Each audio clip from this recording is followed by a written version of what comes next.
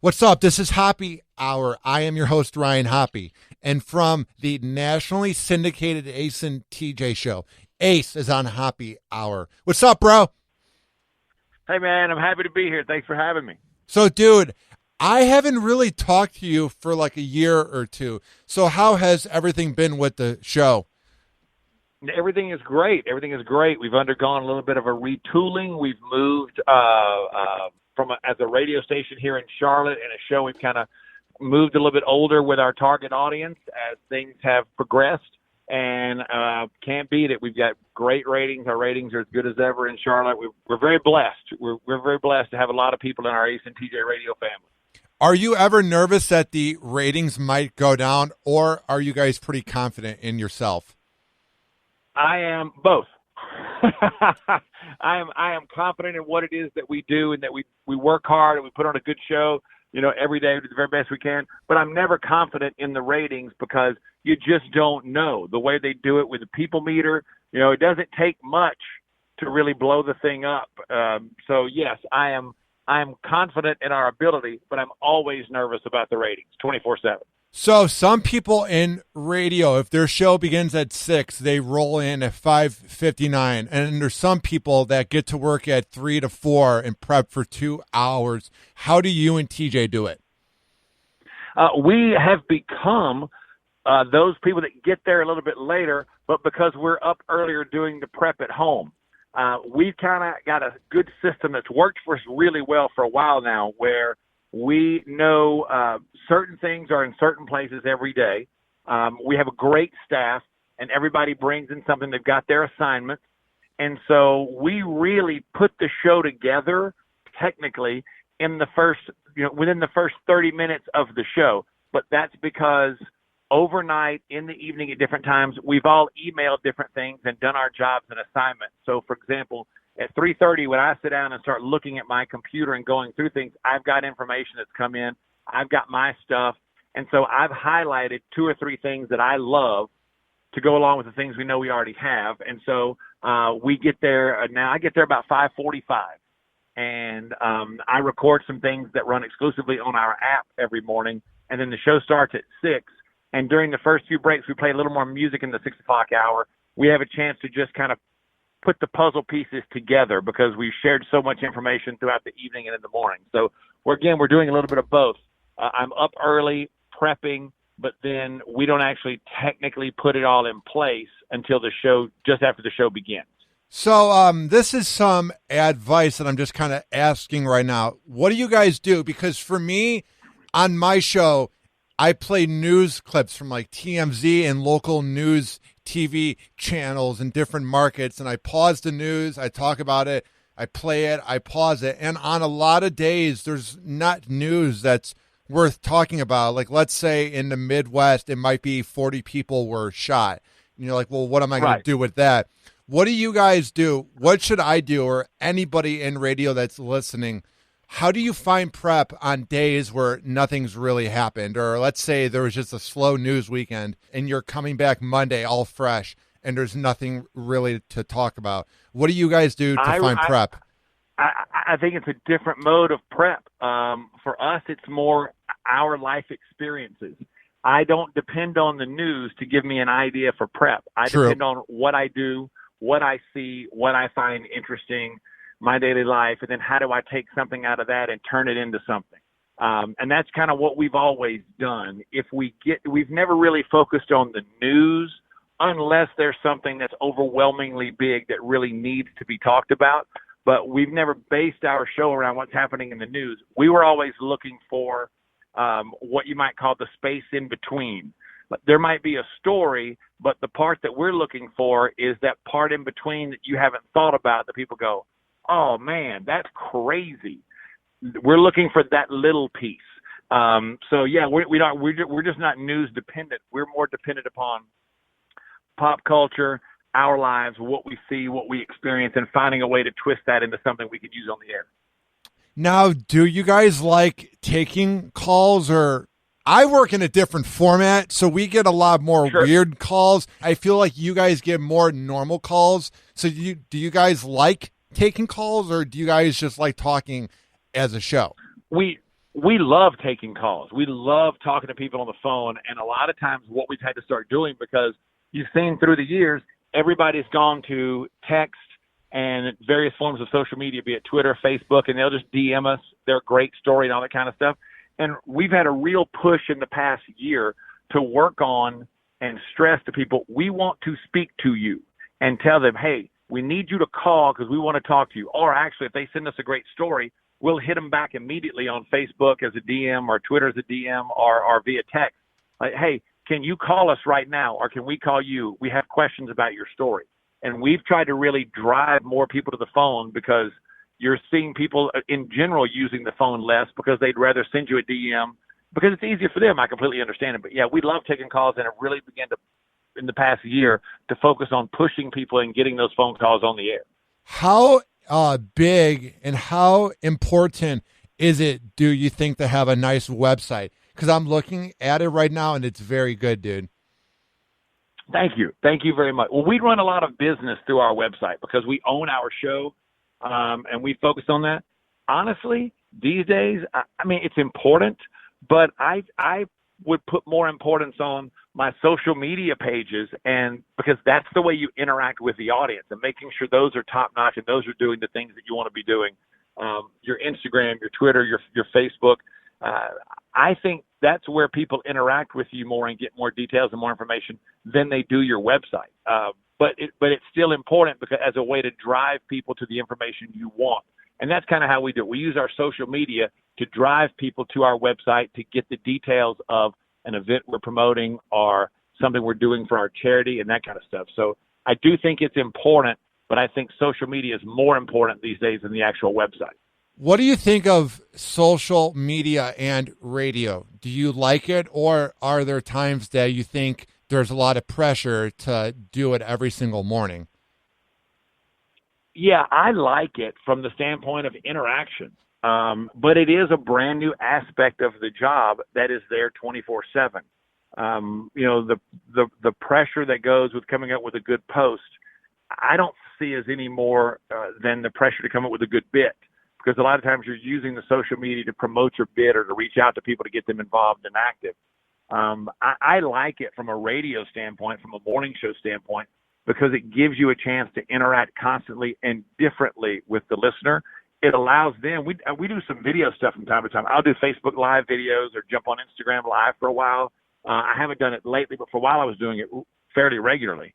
And that's a really cool way to interact with people and get ideas and let them see different things that they haven't seen before, and help build that character definition and intimacy with an audience.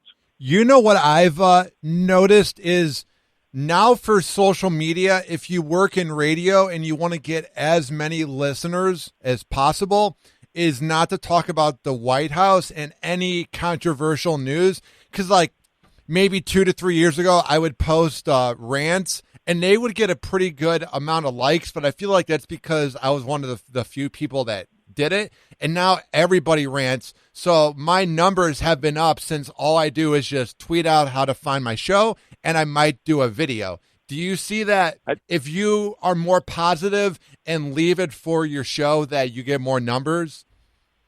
Yeah, I would agree with that. That's not something we ever did a lot of. Yeah. But you would get a little bit of political commentary here and there, more from TJ than from me, because he actually does a conservative podcast. Yeah. And we found in research that a little bit of that is okay, but there's a really fine line. And I think especially as the Trump presidency has gone on, we've begun to avoid a lot of that stuff and mainly just focus on ourselves and our character definition and trying to make it fun, because we've done a lot of research in the past 18 months, a lot, that has told us that people view us as an escape from that, and they don't want that from us in the morning. They want to come to be made to laugh, hear some cool music, hear us cut up and have a good time, and kind of get them out of that. Because I do think there is so much. I mean, I've cut back on. I like reading about politics and following it, but I've cut back a lot on. I'm not following this. I'm not following that anymore, because it's just too much, and I think people are getting burnt out on it. Now, what would you say is the future of radio? I know it's a wide open subject. I thought I knew what the future of radio was 2 years ago. I had a bunch of like ideas in that, but now, dude, I have no clue. I have no idea what's going to happen. I really don't know. It's the medium that everybody wants to kill off always. Everybody says, radio's not going to make it. Well, it's still making it, and it still reaches 94% of the American public on a weekly basis. The numbers are staggering. Everybody says it's going away, and it never goes away. It may change. It may morph. More people are listening to the radio through their phone, they're listening to your radio station or my radio show through my app or through the station's app or something like that. I mean, it's obviously the delivery system is morphing, but it's still there. It's still radio. It's still very intimate. It's more intimate than a podcast because of the interaction with the audience. It's more timely than a podcast or anything else. It's as timely as anything else. It's more timely than television because, again, there's that intimacy and it's happening in real time immediately. I don't know. I think the delivery systems will morph and change. But from a radio standpoint, one thing that needs to happen is they need to find a way to interact and engage a younger audience because they're growing up now never having really worried or been exposed to the radio. And the belief is they'll come to it more as they get older. But in reality, I think you've got to try to engage that audience a little bit younger and make radio more exciting, day part records a little bit more, and day part your entertainment segments a little bit more to fit them and get them in at an earlier time. Do you feel any pressure that you're competition with internet radio, or would you say you're confident in yourself? But yeah, I'm pretty confident in us and what it is that we do. But saying that, I'm not overly confident. I think it's all entertainment. So yeah, I take everybody as a threat. So if somebody says I listen to this thing from here or this thing from there, whatever it might be, the bottom line is if you continue to be as entertaining as you possibly can, work hard, make sure you're hitting on all cylinders when it comes to what those goals and what the listener expects from you, you're going to be okay. But yeah, it's like the question I answered earlier. I am confident in what we do, but I take every last thing seriously as something that could take away audience from us because, you just have to keep focused on doing a very good job every day. So I worked at West Shore Pizza, which is one of the best pizza shops in Tampa Bay. And then when I worked for them, I wasn't as much of a fan because I got used to the taste of the food each day. The same thing for me is going on in radio, where I used to listen to the radio a lot when I was like a big fan 5 years ago. And now I find myself listening to a bunch of shows each day, but I listen to music more because I feel like when I'm listening to the radio, I feel like I'm at work. Have you ever reached that point where it's kind of like working at your favorite food place? Or would you say you're passionate about it as when you joined it? I think I'm working in reverse of you a little bit. I'm listening to less music these days. Really? Because I feel like musically, I think there's a lot.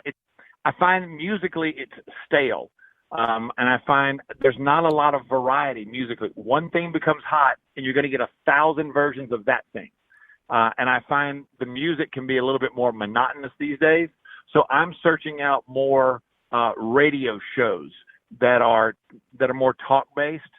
Part of that could be as I've gotten older, but also when I look for music, I look for new music, something that will excite me or get me interested because I've been kind of going through a phase of I'm still a radio junkie, and I listen to podcasts, a lot of them I don't listen to them, I skim through them a lot, listening for things I can pull like, oh, that's a cool way of doing that, that's a nice idea, that kind of thing, how they're promoting them, that kind of stuff. Because for me, it all goes back to the radio and how we promote our radio shows and our podcasts. But yeah, I'm doing the reverse. I'm listening to less music because I just get burnt out on the monotony of the music. Almost all formats. I'm not finding a lot of music that excites me these days that comes in that is new and exciting.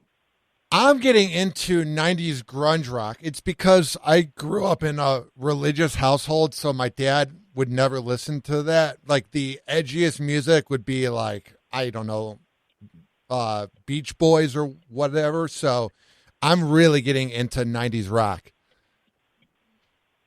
Yeah, well, it's funny. I grew up in the '80s, and I graduated college in '91, and I literally graduated college in August.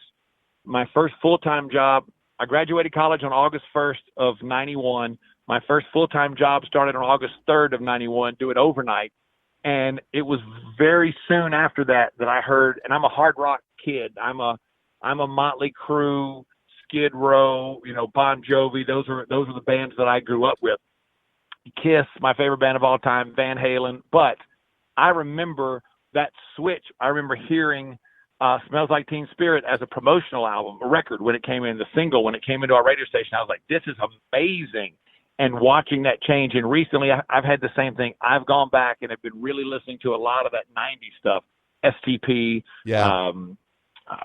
where the Nirvana, and I'm drawing a complete blank. Smashing Pumpkins. Oh, yeah, dude. I've been stuff. big on them, man. I've been big on them. Yeah, I mean, I just wanted to see if you were doing it as I'm doing it, because I find myself not really digging current music. And I was a kid when this came out. I know that makes you feel old, but it's just cool to hear like a different era. I feel like I can kind of relate to their anger and annoyance. Like, I'm not going to do drugs, but what I'm saying is I can kind of relate to the lyrics. Sure. No, it's completely understandable. And it's just when you go looking for something, and that's kind of how I was. I was burnt out on a lot of the stuff I was listening to. I wasn't hearing a lot of new stuff. Like there's a band called Dirty Honey that's out now that I think is phenomenal. I'm going to look them up. They've only put out a 4-song.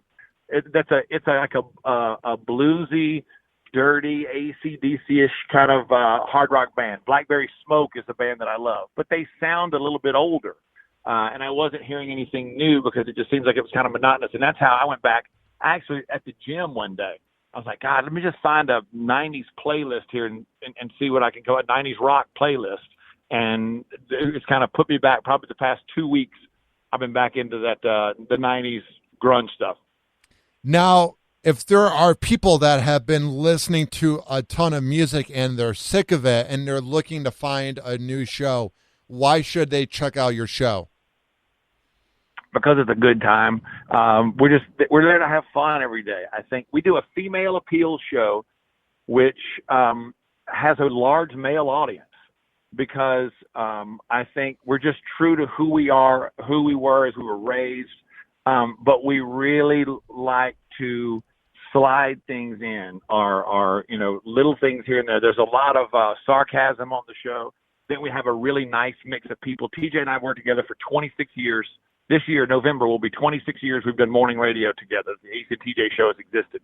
We've got a guy who's 32 who's phenomenally funny, but totally plugged in also to what's happening with social media. We have a 25-year-old girl that works for us who brings us a totally different aspect. And so the cross section of people, we're all very friendly. We all get along. We all genuinely care for each other, which means we just cut up and really just make jokes about each other all day long and bring the audience in on it. And I think it makes it very familial, if that makes any sense. It does give it kind of a family feel and makes it a lot of fun for people who just listen. It makes it easy for them to jump in and join along the way.